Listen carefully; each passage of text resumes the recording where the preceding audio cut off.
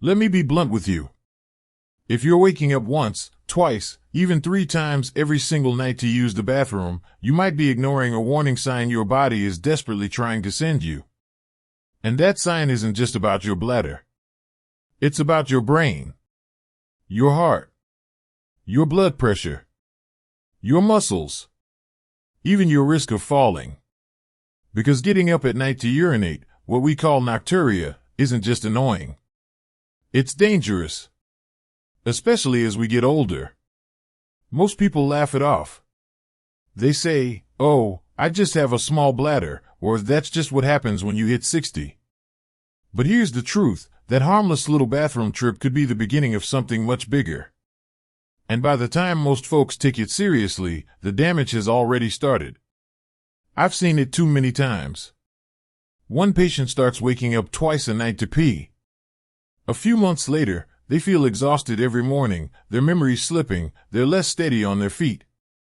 Then comes the fall, the injury, the hospital, and everything changes. All because of something they thought was no big deal. So let me be clear, waking up to urinate is a signal, not a normal part of aging. And if you don't listen to it now, it could cost you your energy, your independence, or worse, your health. But the good news? This is fixable. In many cases, naturally and safely, without relying on harsh meds or giving up your favorite drinks. Today, I want to help you finally understand why your bladder keeps waking you up, and what you can do starting tonight to change that. Because you deserve to sleep through the night. You deserve to wake up rested. And you deserve to feel strong, clear-minded, and in control of your body again. So don't go anywhere. What I'm about to share could be the most important health advice you hear this year. Now let's talk about what's really going on. Why is your bladder waking you up so often at night? Why can't you just sleep through like you used to? Here's the truth, it's not just about age. And no, it's not because you drank one too many glasses of water at dinner. There's a deeper story playing out inside your body. And it often starts with something most people don't even think about, your body's natural clock. You see, when we're younger, our kidneys slow down at night. They know it's time to rest. So they don't pump out as much urine while we sleep. That's why you could go 8 hours without needing to get up. But as we get older, something shifts. That internal clock? It starts getting out of sync. Your kidneys stop getting the message that it's nighttime. So they keep working like it's the middle of the day, producing more urine than your bladder can hold. That's one part of the puzzle.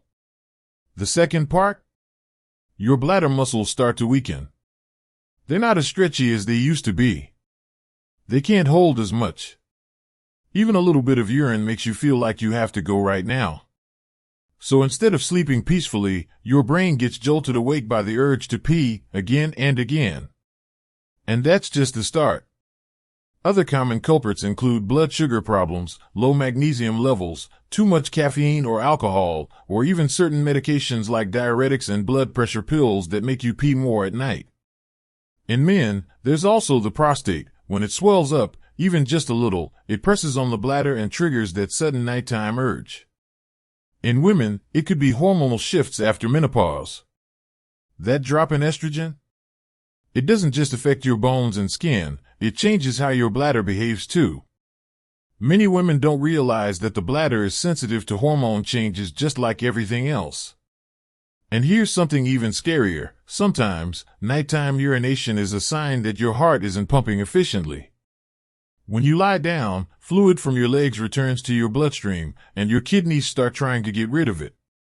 That's why people with heart failure often have to urinate more at night. It's their body's way of trying to rebalance things. But the most important thing to remember is this: you are not powerless. Waking up to pee at night is not just something you have to accept.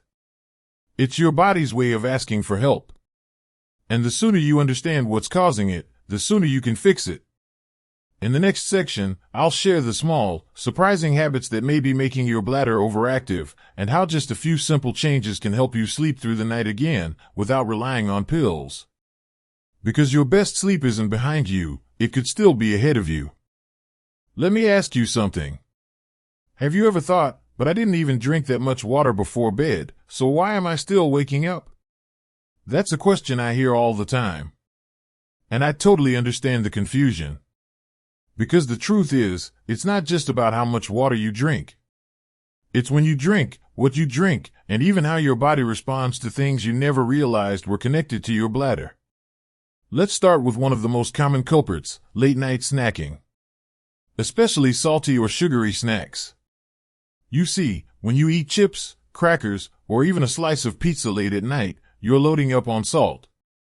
And your body, being the smart system it is, tries to balance that out by holding onto water during the day. But when you lie down to sleep, your body finally has a chance to release that excess fluid, and it sends it straight to your bladder.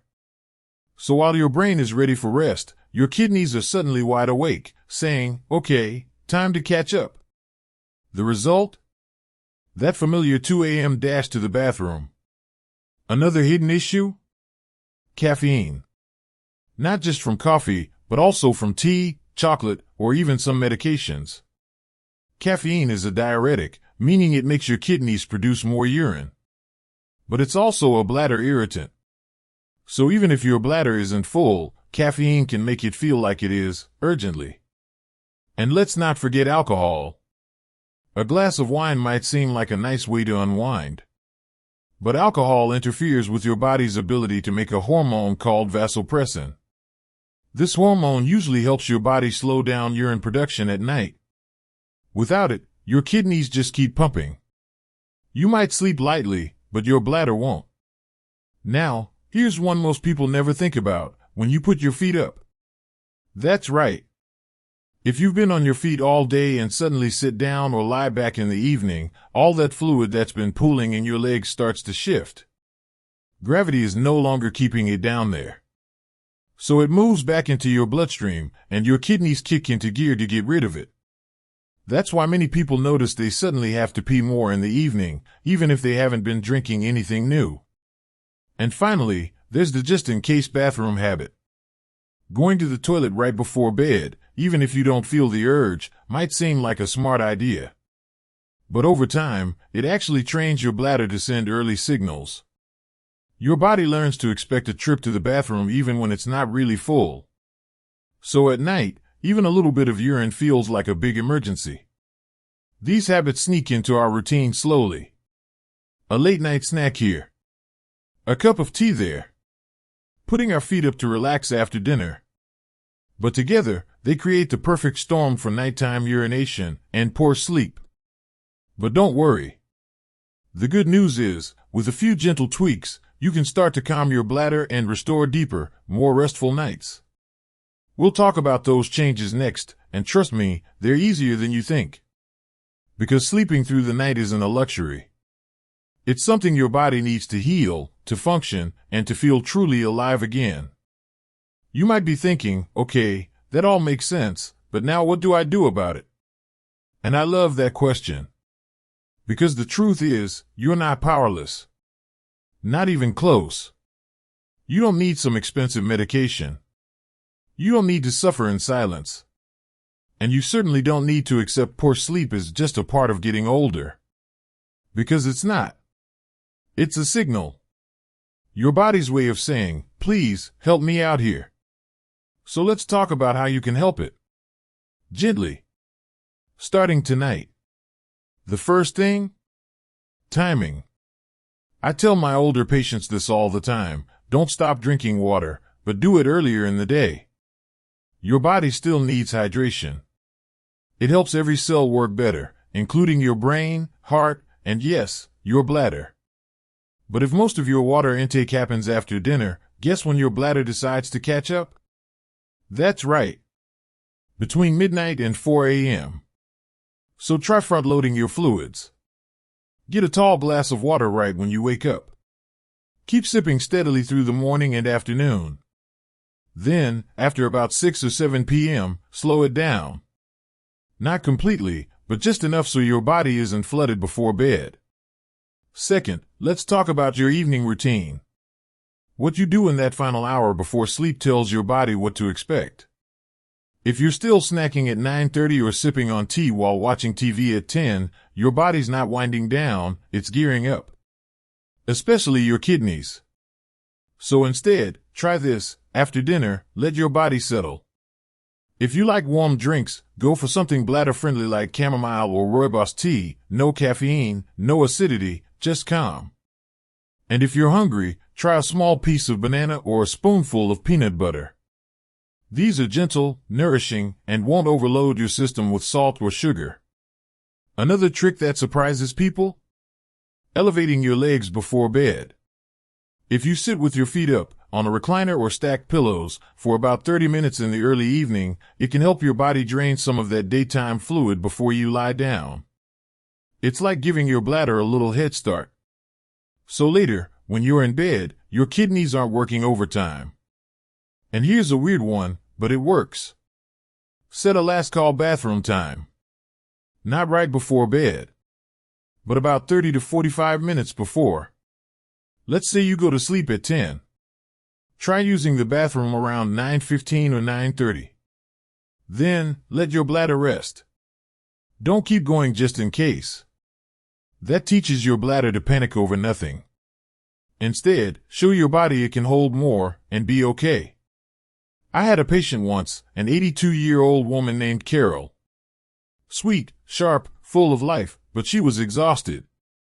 She was waking up 3 or 4 times every night just to pee. She tried cutting back on water, skipping tea, even skipping dinner altogether. Nothing worked. Until we made just 3 small changes. We moved most of her water to before 5 p.m. She started propping her legs up while reading in the evening. And she stopped going to the bathroom right before bed unless she really felt the urge. 2 weeks later, she told me she was sleeping 6 hours straight for the first time in over a decade. She cried telling me that. And honestly, so did I. Because when you're not sleeping, you're not living. You're just surviving. And I don't want that for you. You deserve better. That's why I'm telling you these things, not to scare you, but to show you there's a way forward. A way back to peace, to energy, to a body that feels like it's finally working with you again, not against you. You just have to start. Gently. One habit at a time. Now, everything we've talked about so far, timing your fluids, changing your evening habits, lifting your legs, it can make a world of difference for many people. But here's the truth I need you to hear. Sometimes, waking up at night to pee isn't just about habits. It's your body waving a red flag. Quietly at first. Then louder. So, let's get real about when it's time to stop guessing and actually get checked. If you've made those changes, hydration timing, no caffeine or alcohol at night, bladder-friendly evening routines, and you're still waking up 2, 3, 4 times a night, your body might be trying to tell you something deeper is going on. One of the biggest culprits in older adults, especially men, is an enlarged prostate. The medical name is benign prostatic hyperplasia, or BPH, but don't worry about the name. Just know this, as men age, the prostate often grows. And when it does, it can press on the urethra, making it harder to fully empty the bladder. So you feel like you have to pee more often, even if you just went 10 minutes ago. It's incredibly common. According to Harvard Health, more than half of men in their 60s, and up to 90% of men in their 70s and 80s, have some degree of prostate enlargement. But here's the key, it's treatable. And catching it early means fewer complications later. Now, what about women? For women, frequent nighttime urination could signal something very different: bladder infections, weak pelvic floor muscles, or even early signs of diabetes. Yes, diabetes. When your blood sugar is too high, your kidneys go into overdrive trying to flush it out. Which means, you guessed it, more trips to the bathroom, especially at night. Other red flags? If you ever feel pain or burning when you pee. If your urine looks cloudy, bloody, or has a strong odor. If you suddenly can't make it to the bathroom in time, even when the urge comes on fast. These aren't just aging. These are warning signs. And don't let embarrassment stop you from speaking up. Your doctor won't be shocked. We've seen it all.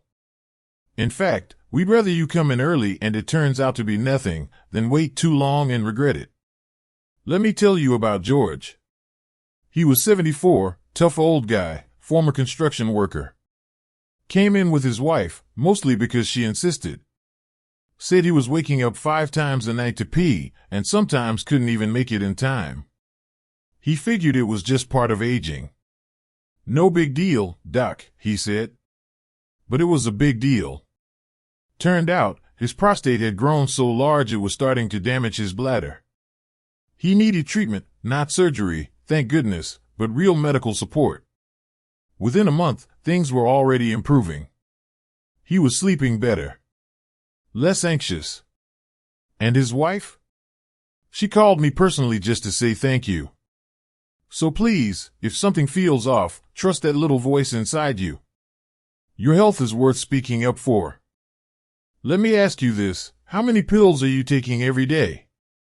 For most older adults, the answer isn't 1 or 2. It's often 5, 6, even 10 or more. Some are for blood pressure. Some for your heart. Maybe 1 for arthritis, and a few more for sleep or anxiety. And while these medications may be absolutely necessary, they can come with sneaky side effects. One of the most common? Increased urination at night. Take blood pressure medications, for example. Especially diuretics, also known as water pills. They're designed to help your body flush out excess fluid. They're great for your heart and kidneys, but they don't just turn off at 6 p.m. If you're taking a diuretic in the late afternoon or evening, it's no surprise you're running to the bathroom all night.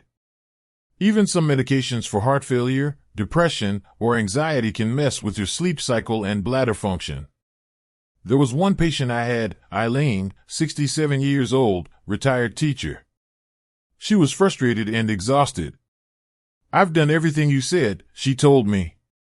Cut back on caffeine, stopped drinking water after dinner, even tried those leg lifts. But I'm still up 3 or 4 times a night. When we looked through her medications, we found the culprit. She was taking a diuretic at 6 p.m. because her pharmacist told her to space it from another pill. But nobody explained how it could ruin her sleep.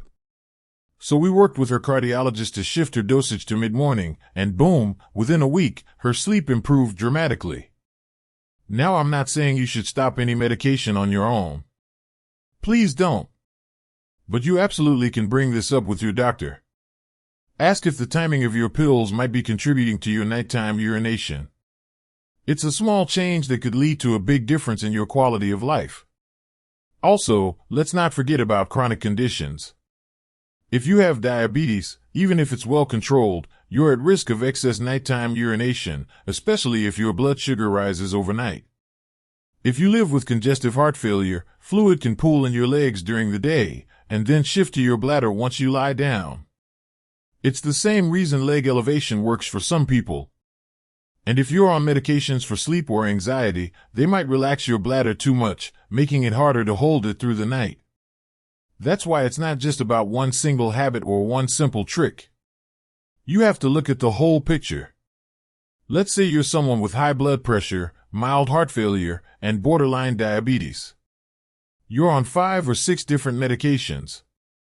You try the tricks, cutting out caffeine, drinking less before bed, but nothing seems to work. In cases like that, I always say, don't just keep guessing. Sit down with your healthcare provider and go over everything. Your symptoms. Your meds. Your routine. You might be surprised how often the answer is hiding in plain sight. I want you to take a deep breath with me. In and out. Now imagine something with me. You climb into bed tonight. The sheets are cool. The room is quiet. You feel calm, not anxious. And most of all, you don't dread what usually happens.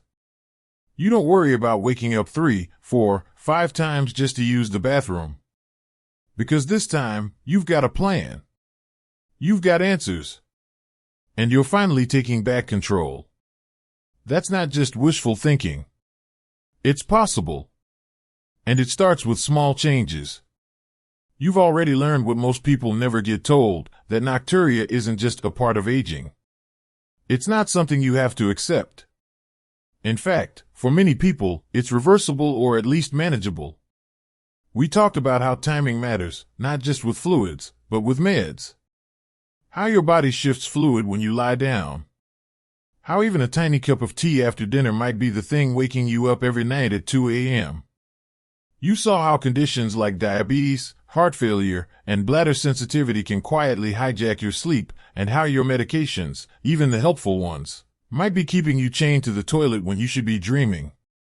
We even explored the mind-body connection, how stress, anxiety, and poor sleep feed into each other like a loop that never ends. And more importantly, how breaking that loop can bring deep, lasting relief. I know this may feel like a lot. Maybe you're thinking, Doc, I'm already overwhelmed. I've got enough on my plate. How do I actually start? Let me help you with that. Start by choosing just one thing from today's video to try this week. Maybe it's moving your water intake earlier in the day. Maybe it's elevating your legs before bedtime. Maybe it's checking in with your doctor to adjust the timing of your medications. Don't try to do everything at once. Tiny changes lead to big results, especially when it comes to sleep. One of my favorite things a patient told me recently was this: you know what the best part is? It wasn't just that I slept better. It was that I started to believe I could fix this. That I wasn't just stuck. That's what I want for you. Not just fewer trips to the bathroom, but more energy during the day. A sharper mind. A lighter mood. A stronger body. Because good sleep doesn't just feel good, it heals. So here's your gentle nudge. Tonight, as you get ready for bed, take a moment for yourself. Reflect on what you learned. Choose your one step. And know that you're not alone. Millions of people deal with nighttime urination, but now you're one of the few who understand what's really behind it and what to do next. And if you found this video helpful, even just a little, here's what I ask. If you found this helpful, give it a thumbs up. If not, type 0 in the comments, but if it helps, let us know by typing 1. And don't forget to subscribe for more life-saving health tips.